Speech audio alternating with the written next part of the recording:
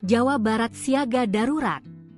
Deddy Mulyadi perintahkan semua daerah waspada bencana besar.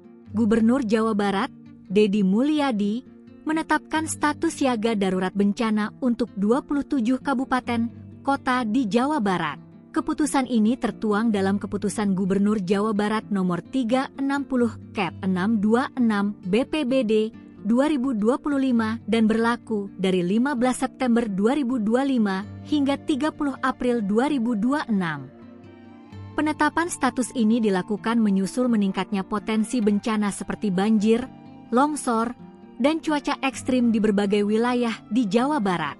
Menetapkan status siaga darurat bencana banjir, banjir bandang, cuaca ekstrim, gelombang ekstrim dan abrasi, serta tanah longsor di daerah Provinsi Jawa Barat tahun 2025-2026, ungkap Deddy dalam keterangan tertulis yang diterima Kompas.com, Senin, 27 Oktober 2025. Gubernur atau biasa disapa Kang Deddy Mulyadi, KDM, juga meminta para kepala daerah untuk segera mempersiapkan diri dalam menghadapi musim hujan. Hal ini termasuk menyiapkan langkah mitigasi serta anggaran darurat bagi warga yang terdampak.